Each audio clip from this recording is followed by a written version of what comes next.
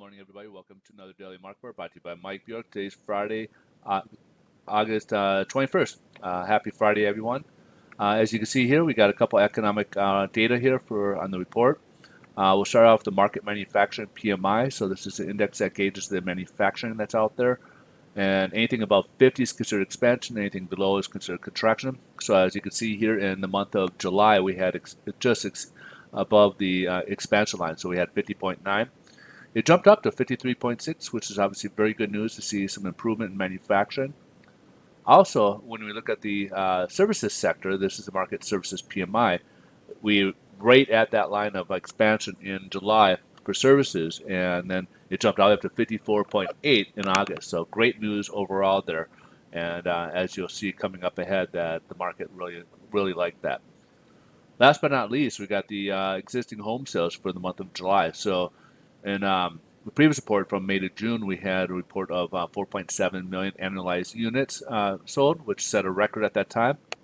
And then we got 5.5 million for a forecast for July, and it came in at whopping that at 5.86 million annualized units. So from June to July, set a new record, two records in a row since 1968 when they started coming up with these reports.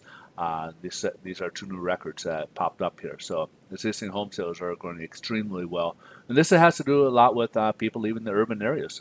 Just people are leaving the urban areas, going to suburbs, going to more rural areas even. So we're seeing people leaving and just getting out and heading up. The pandemic really set up some new. A lot of people are realizing that they can work from home and don't need to be in the city if they don't wish. So these are seeing some new trends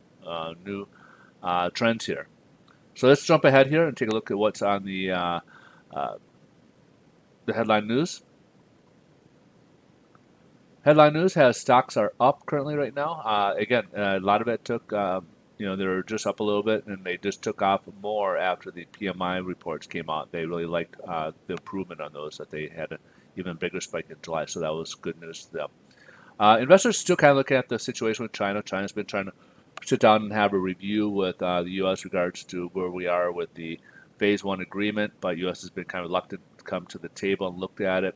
So that's been kind of a bit contentious right there. COVID-19, of course, we're hearing a few of the Pfizer and some other companies are looking at coming out with the later stages and maybe bringing to market maybe by October a vaccine. So that's some good news right there.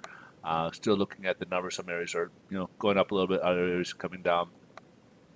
Last but not least, they're also kind of still looking at the stimulus package that has not yet come to fruition. So they're still they do believe it's a matter of when, not if, when this will happen. It's just they're waiting for it to happen. So obviously, the longer it drags out, the people who need it the most are obviously struggling and are most affected by it. So are the ones who are getting hurt by it. Let's jump ahead here to see how the bond market is reacting to all this news here. Mortgage-backed securities were up much further. As you can see, we've been seeing this trend here. So as you see, we'll start the day higher and we'll basically scale right back to almost nothing, lose most of the gains. So we've scaled up a little bit higher and come back.